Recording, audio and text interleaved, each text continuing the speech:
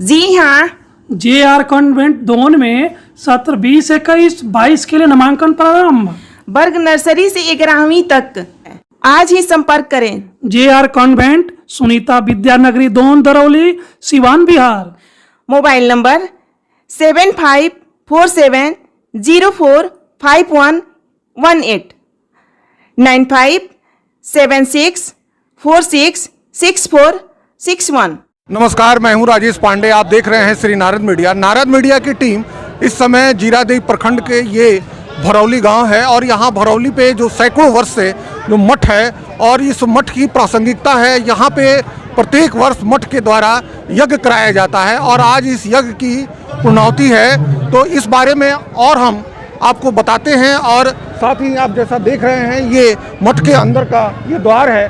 श्री मारुति नंदन महायज्ञ यहाँ हुआ है पिछले 9 दिनों से और आइए हम आपको यज्ञशाला की ओर ले चलते हैं।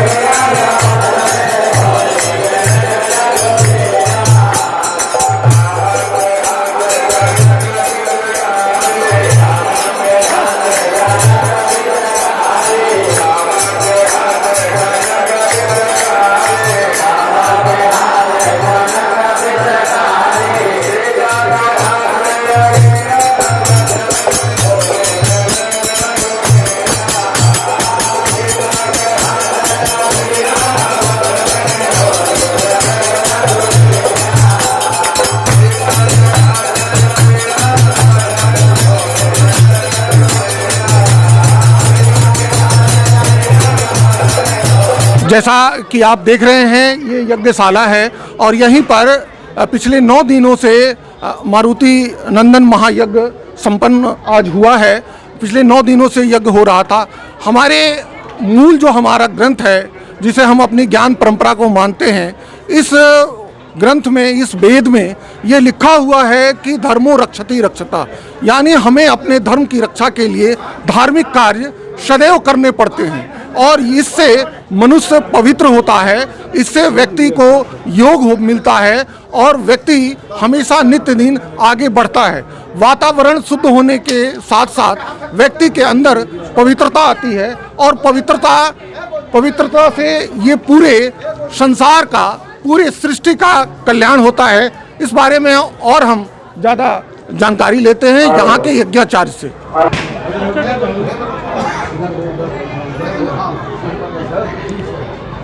जैसा कि आप देख रहे हैं हमारे साथ यज्ञाचार्य अरविंद मिश्रा जी हैं।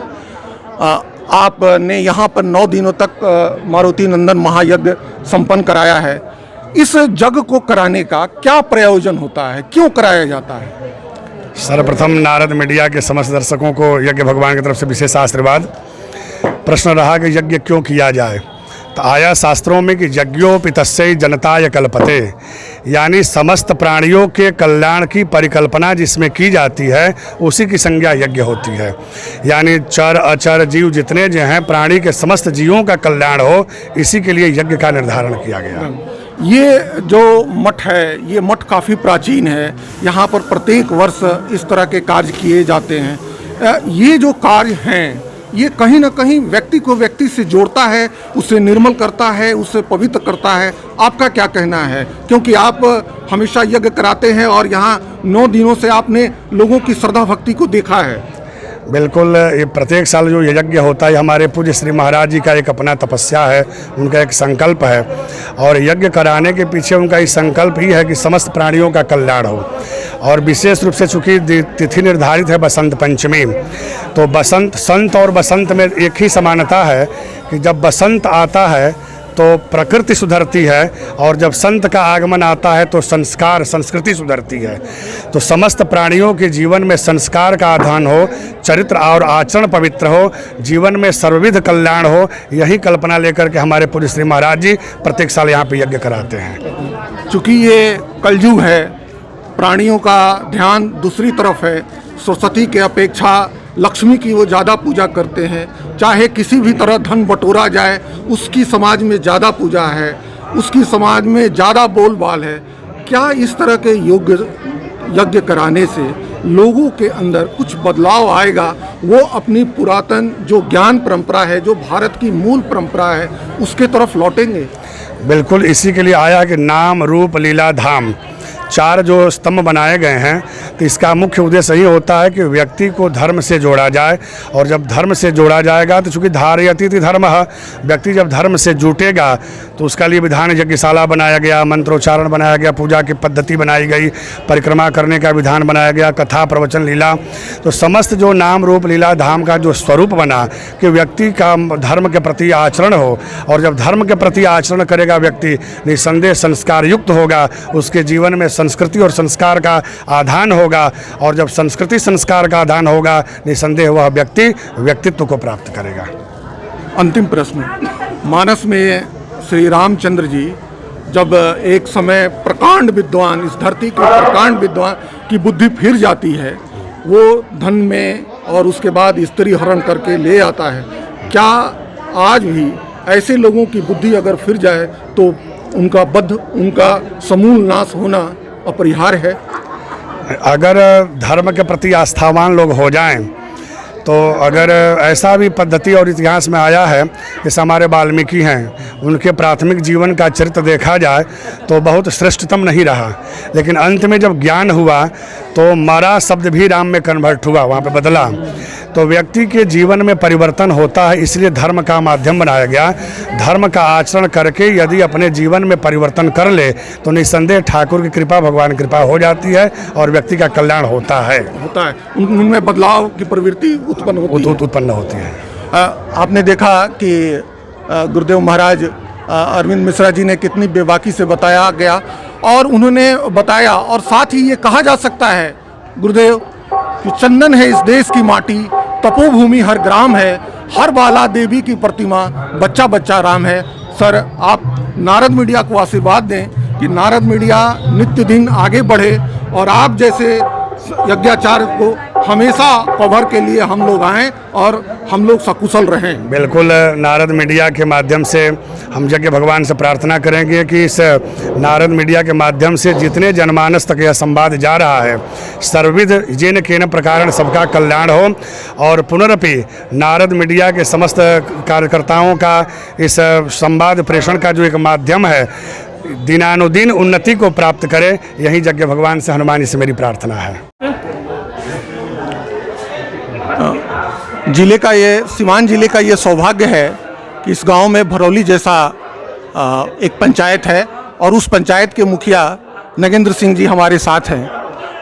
सबसे पहले ये एक ऐसा गांव है जहां पर एक मठ है जो प्राचीन समय से आज तक अपनी प्रासंगिकता को लिए हुए है। क्या है यहाँ के इस मठ में और क्या विशेषता है? इस मठ का महाराज जी जो हैं खोजने पर भी कहीं नहीं मिलेंगे। वही विशेषता है कि महाराज जी के चलते ये मठ जो भी है महाराज जी के चलते है। मैं जैसा देख रहा हूँ, आज मैं यहाँ के देख रहा हूँ, और सभी समाचार माध्यमों से मैं देखता हूँ, बड़ा श्रद्धा है लोगों का। क्या कारण है? आप तो यहाँ के मुखिया हैं और लगातार तीसरी बार, और आपके परिवार के लोग लगातार यहाँ से मुखिया रहे हैं। क्या ऐसा बात है कि जो इतनी श्रद्धा है आज के भी युग में? इससे आप समझ लीजिए कि 25 साल से जग हो रहा है, और उसके बाद जजमान बनने के लिए नंबर लगता है कि हम जजमान बने, हम जजमान। लेकिन महाराज जी जिसको भिखारी से भिखारी आदमी को भी जजमान बनाते हैं तो इसी तरह जग होता है, अमीर से अमीर आदमी को भी जजमान बनाते हैं तो इसी तरह जग होता है। तो ये तो उनमें खूबी है, इसलिए ना होता है। अच्छा, और ये हम बड़े देख रहे हैं कि बड़ी श्रद्धा के साथ लोगों के पास जो कुछ भी है, 2 रुपया, 10 रुपया, 10,000, जो भी आटा चावल है, लोग यहाँ दे रहे हैं, अपनी भक्ति को, अपनी श्रद्धा को जता रहे हैं। पिछले 9 दिनों से यहाँ यज्ञ हो रहा है, क्या कहेंगे यहाँ की जनता को? यहाँ की जनता बहुत अच्छा है, जनता बहुत मठिया में सहयोग करता है, इसीलिए ना जग होता है। जनता अगर सहयोग नहीं करता तो जग कैसे होता है? जनता के सहयोग से जग होता है। जनता के सहयोग से जी जी। आगे यहाँ पर क्या कुछ होना है? मंदिर का निर्माण या मठ का निर्माण क्या होना है? अभी तो मंदिर का निर्माण होना है। मंदिर का निर्माण, हाँ, और यहाँ मंदिर भव्य बनेगा। क्या अनुमान है कब तक मंदिर बन जाएगा? देखिए ऊपर वाला की कृपा है, ये तो हम नहीं कह सकते हैं कब तक बन जाएगा। हम लोग लगे हैं, जितना जल्द से जल्द बन जाए। आप जैसा कि देख रहे हैं ये भरौली मठ है और इस मठ के महाराज जी हम लोग के साथ हैं। गुरुजी आशीर्वाद दीजिए। ना आशीर्वाद यहाँ कुछ विद्वान नहीं हुआ, आशीर्वाद बरुआ को कथा काल छोड़िए ना, यहाँ विद्वान बनी। अरे कुछ आशीर्वाद आशीर्वाद पूरे जगत का कल्याण हो। ना जगत का कल्याण हो, जगत का कल्याण हो। आप मतलब जो लोग हैं आपस में मेल से सद्भाव से रहें, ऐसी हमारी प्रवृत्ति होनी ना चाहिए। बहुत जग का यही प्रवृत्ति, ये प्रवृत्ति, हाँ ये प्रवृत्ति, क्योंकि देखिए ये समाज चलेगा सरस्वती से, सरस्वती ही लक्ष्मी को ले आएंगी, और जब तक सरस्वती नहीं होंगी, आपस में मानसिक शांति नहीं होगी, मानसिक शांति नहीं होगी तो तक व्यक्ति का कल्याण नहीं होगा। इसलिए आपका आशीर्वाद जरूर। ना आशीर्वाद।